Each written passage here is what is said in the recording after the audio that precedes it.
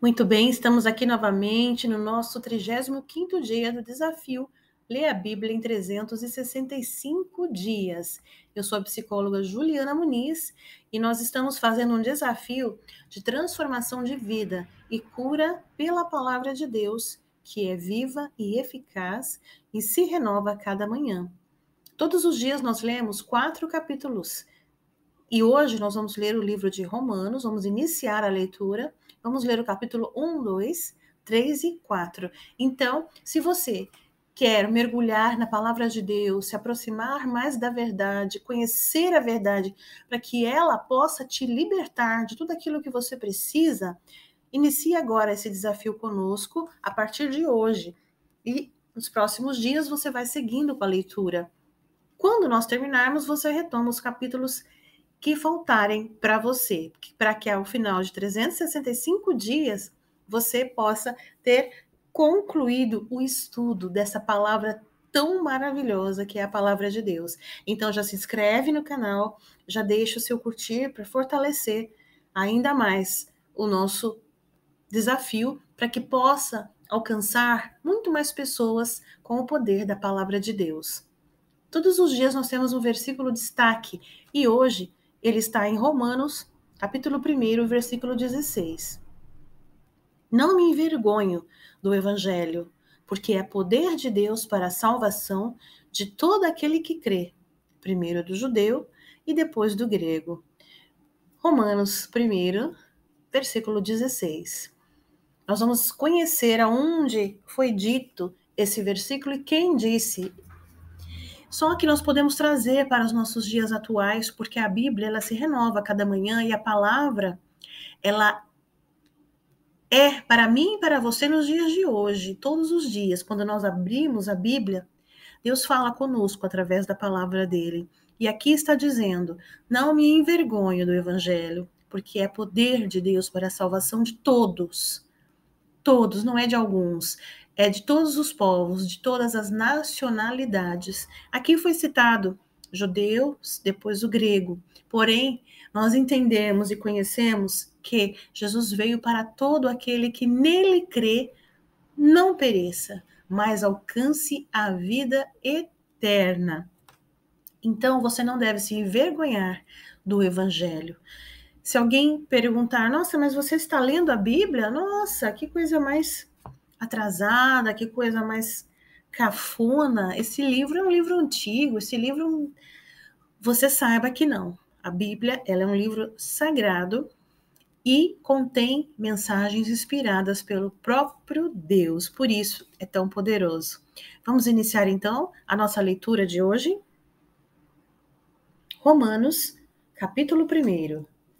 Paulo, servo de Jesus Cristo, chamado para ser apóstolo, separado para o Evangelho de Deus, o qual foi por Deus outrora prometido por intermédio dos seus profetas nas Sagradas Escrituras, com respeito a seu filho, o qual, segundo a carne, veio a descendência de Davi e foi designado Filho de Deus, com poder, segundo o Espírito de Santidade, pela ressurreição dos mortos, a saber, Jesus Cristo, nosso Senhor, por intermédio de quem viemos a receber a graça e apostolado, por amor do seu nome, para obediência por fé entre todos os gentios, de cujo número sois também vós, chamados para serdes de Jesus Cristo. A todos os amados de Deus que estáis em Roma, chamados para serdes santos, graça a vós outros e paz da parte de Deus, nosso Pai, e do Senhor Jesus Cristo. O amor de Paulo pelos cristãos de Roma, seu desejo de vê-los. Primeiramente, dou graças a meu Deus, mediante Jesus Cristo, no tocante a todos vós, porque em todo o mundo é proclamada a vossa fé. Porque Deus, a quem sirvo em meu espírito, no evangelho do seu Filho, é minha testemunha de como incessantemente faço menção de vós, em todas as minhas orações, suplicando que, em algum tempo, pela vontade de Deus, se me ofereça boa ocasião de visitar-vos, porque muito desejo ver-vos, a fim de repartir convosco algum dom espiritual, para que sejais confirmados. Isto é, para que em vossa companhia, reciprocamente, nos confortemos por intermédio da fé mútua, vossa e minha. Porque não quero, irmãos, que ignoreis que muitas vezes me propus ir ter convosco, no que tenho sido até agora impedido, para conseguir igualmente entre vós algum fruto, como também entre os outros gentios. Pois eu sou devedor tanto a gregos como a bárbaros, tanto a sábios como a ignorantes. Por isso, quanto está em mim, estou pronto a anunciar o evangelho também a vós outros em Roma. Pois não me envergonho do evangelho, porque é poder de Deus para a salvação de todo aquele que crê, primeiro do judeu e também do grego, visto que a justiça de Deus se revela no evangelho de fé em fé, como está escrito: o justo viverá por fé. A ira de Deus se revela do céu contra toda impiedade e perversão dos homens que detêm a verdade pela injustiça. Porquanto o que de Deus se pode conhecer é manifesto entre eles, porque Deus lhe manifestou. Porque os atributos invisíveis de Deus, assim o seu eterno poder, como também a sua própria divindade, claramente se reconhece desde o princípio do mundo, sendo percebidos por meio das coisas que foram criadas. Tais homens são, por isso, indesculpáveis, porquanto, tendo conhecimento de Deus, não o glorificaram como Deus, nem lhe deram graças, antes se tornaram nulos em seus próprios raciocínios, obscurecendo-lhes o coração insensato, inculcando-se por sábios, tornaram-se loucos. Mudaram a glória do Deus incorruptível em semelhança da imagem de homem corruptível, bem como de aves, quadrúpedes e répteis. Por isso, Deus entregou tais homens à imundícia, pela concupiscência de seu próprio coração, para que desonrarem o seu corpo entre si. Pois eles mudaram a verdade de Deus em mentira, adorando e servindo a criatura em lugar do Criador, o qual é bendito eternamente. Amém. Por causa disto, os entregou Deus às paixões infames, porque até as mulheres mudaram o modo natural de suas relações íntimas por outro, contrário à natureza. Semelhantemente, os homens também, deixando o contato natural da mulher, se inflamaram mutuamente em sua sensualidade, cometendo torpeza, homens com homens, e recebendo em si mesmos a merecida punição do seu erro. E, por haverem desprezado o conhecimento de Deus, o próprio Deus os entregou a uma disposição mental reprovável para praticarem coisas inconvenientes, cheios de toda injustiça, malícia, avareza e maldade, possuídos de inveja, homicídio, contenda, dolo e malignidade, sendo difamadores, caluniadores, aborrecidos de Deus, insolentes, soberbos, presunçosos, inventores de males, desobedientes aos pais, insensatos, pérfidos, sem afeição natural e sem misericórdia. Ora, conhecendo eles a sentença de Deus, de que são passíveis de morte o que tais coisas praticam, não somente as fazem, mas também aprovam os que assim procedem. Romanos capítulo 2. Portanto, é indesculpável, ó homem, quando julgas quem quer que sejas, porque no que julgas a outro, a ti mesmo te condenas, pois praticas as próprias coisas que condenas. Bem sabemos que o juízo de Deus é segundo a verdade contra os que praticam tais coisas.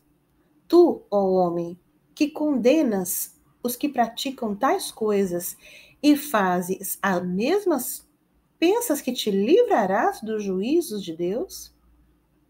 Ou desprezas a riqueza da sua bondade e tolerância e longanimidade, igualdade e tolerância, ignorando que a bondade de Deus é que te conduz ao arrependimento? Mas, segundo a tua dureza e coração impenitente, acumulas contra ti mesmo ira para o dia da ira e da revelação do justo juízo de Deus, que retribuirá a cada um segundo o seu procedimento. A vida eterna aos que, perseverando em fazer o bem, procuram glória, honra e incorruptibilidade, mas a ira e indignação aos facciosos que desobedecem à verdade e obedecem à injustiça. Tribulação e angústia virão sobre a alma de qualquer homem que faz o mal, ao judeu primeiro e também ao grego. Glória, porém, e honra e paz a todo aquele que pratica o bem, ao judeu primeiro e também ao grego, porque para com Deus não há acepção de pessoas. Assim, pois, todos os que pecaram sem lei também, sem lei perecerão. E todos os que com lei pecaram, mediante leis, serão julgados. Porque os simples ouvidores da lei não são justos diante de Deus. Mas os que praticam a lei hão de ser justificados. Quando, pois, os gentios que não têm lei procedem por natureza de conformidade com a lei, não tendo lei, servem eles de lei para si mesmos. Estes mostram a norma da lei gravada no seu coração, testemunhando-lhes também a consciência e os seus pensamentos mutuamente, acusando-se ou defendendo-se. No dia em que Deus, por meio de Cristo Jesus, julgar o segredo dos homens de conformidade com seu evangelho. Se, porém, tu, que tens por sobrenome judeu e repousas na lei, e te glorias em Deus, que conheces a sua vontade e aprovas coisas excelentes, sendo instruído na lei, que está persuadido de que és guia de cegos, luz do que se escondem em trevas, instrutor de ignorantes, mestre de crianças, tendo na lei a forma da sabedoria e da verdade. Tu, pois, que ensinas a outrem, não te ensinas a ti mesmo? Tu que pregas que não se deve furtar, furtas? Dizes que não se deve cometer adultério, e o cometes? Abomina os ídolos, e lhes rouba os templos? Tu, que te glorias na lei, desonras a Deus pela transgressão da lei? Pois como está escrito, o nome de Deus é blasfemado entre os gentios por vossa causa. Porque a circuncisão tem valor se praticares a lei, e se é, porém, transgressor da lei, a tua circuncisão já se tornou incircuncisão.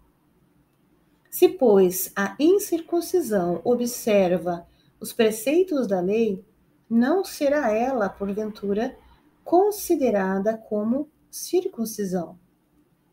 E se aquele que é incircunciso por natureza cumpre a lei, certamente ele te julgará a ti, que não obstante, a letra e a circuncisão é transgressor da lei.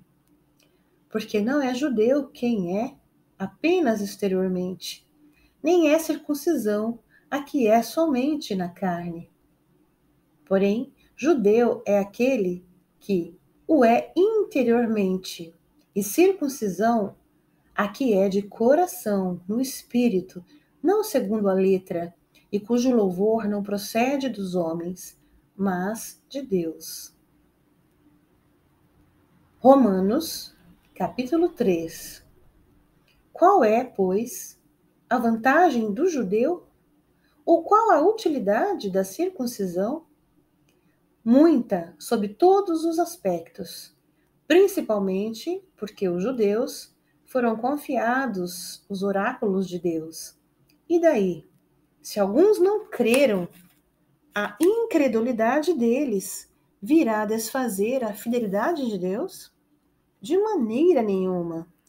Seja Deus verdadeiro e mentiroso, todo homem, segundo está escrito, para seres justificado nas tuas palavras e venhas a vencer quando fores julgado. Mas, se a nossa injustiça traz a lume a justiça de Deus, que diremos?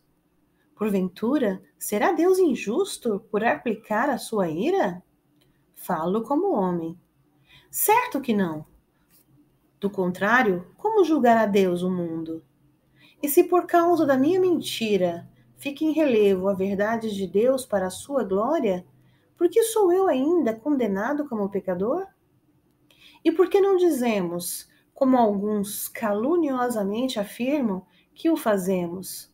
Pratiquemos males para que venham bens? A condenação destes é justa. Que se conclui? Temos nós qualquer vantagem? Não, de forma nenhuma, pois já temos demonstrado que todos, tanto judeus como gregos, estão debaixo do pecado.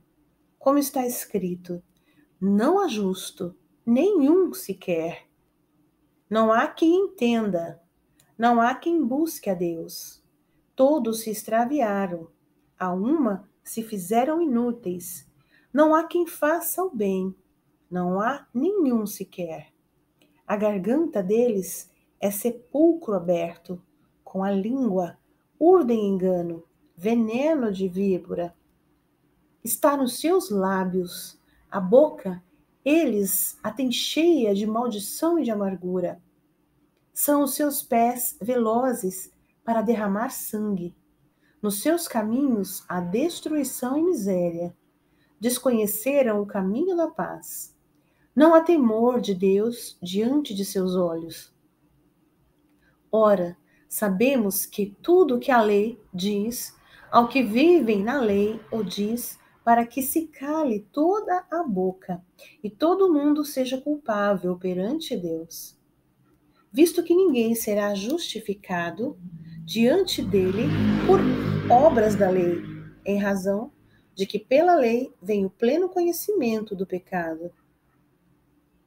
Mas agora, sem lei, se manifestou a justiça de Deus, testemunhada pela lei e pelos profetas. Justiça de Deus mediante a fé em Jesus Cristo, para todos e sobre todos os que creem, porque não há distinção, pois todos pecaram e carecem da glória de Deus, sendo justificados gratuitamente por graça, mediante a redenção que há em Cristo Jesus, a quem Deus propôs no seu sangue como propiciação mediante a fé, para manifestar a sua justiça, por ter Deus, na sua tolerância, deixando impunes os pecados anteriormente cometidos, tendo em vista que a manifestação da sua justiça no tempo presente, para ele mesmo ser justo e o justificador daquele que tem fé em Jesus. Onde, pois, a jactância foi de todo excluída? Por que leis? das obras, não, pelo contrário, pela lei da fé. Concluímos, pois, que o homem é justificado pela fé, independente das obras da lei. É, porventura, Deus somente dos judeus? Não. O é também dos gentios? Sim, também dos gentios, visto que Deus é um só, o qual justificará por fé o circunciso e, mediante a fé, o incircunciso. Anunciamos, pois, a lei pela fé? Não, de maneira nenhuma. Antes, confirmamos a lei. Romanos, capítulo 3, versículo 31. Anulamos, pois, a lei pela fé? Não, de maneira nenhuma. Antes, confirmamos a lei. Romanos, capítulo 4. Que, pois, diremos ter alcançado Abraão, nosso pai, segundo a carne? Porque se Abraão foi justificado por obras, tem que se gloriar, porém não diante de Deus. Pois que diz a Escritura? Abraão creu em Deus e isso lhe foi imputado para a justiça.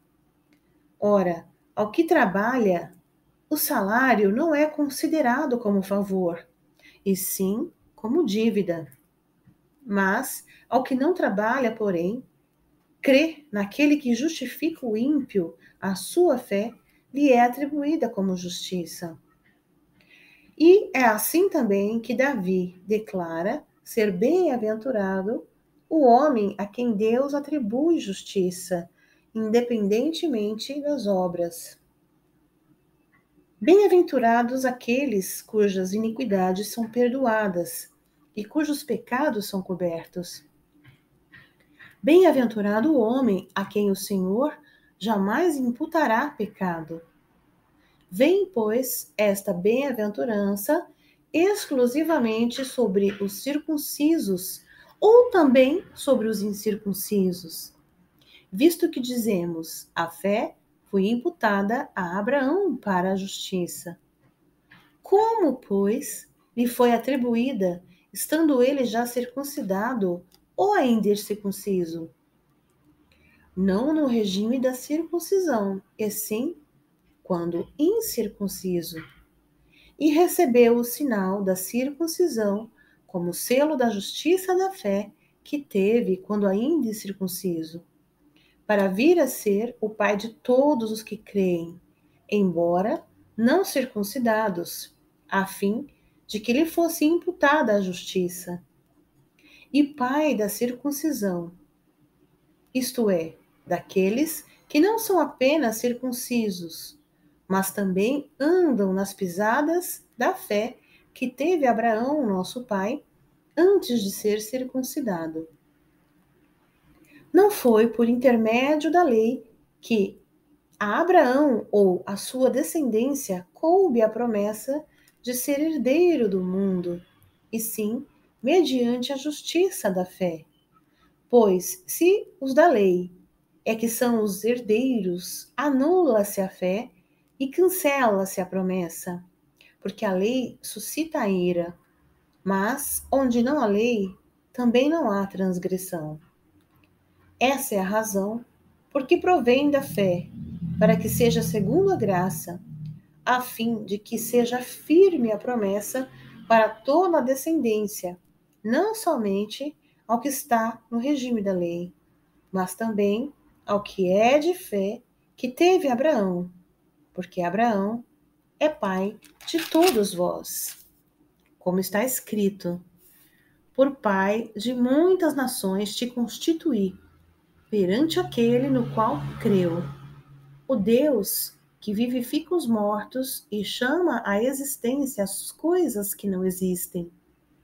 Abraão, esperando contra a esperança, creu, para vir a ser pai de muitas nações, segundo lhe fora dito. Assim será a tua descendência. E sem enfraquecer na fé, embora levasse em conta o seu próprio corpo amortecido, sendo já de 100 anos e idade avançada de Sara, não duvidou, por incredulidade da promessa de Deus, mas, pela fé, se fortaleceu, dando glória a Deus, estando plenamente convicto de que ele era poderoso para cumprir o que prometera. Pelo que isso lhe foi também imputado para a justiça, e não somente por causa dele está escrito que ele foi levado em conta, mas também por nossa causa, posto que a nós igualmente nos será imputado, a saber, a nós que cremos naquele que ressuscitou dentre os mortos, a Jesus, nosso Senhor, o qual foi entregue por causa das nossas transgressões e ressuscitou por causa da nossa justificação. E assim nós concluímos a nossa leitura do dia. Espero que você tenha nos acompanhado até aqui e esteja conosco também na nossa próxima leitura. Um grande abraço e até breve.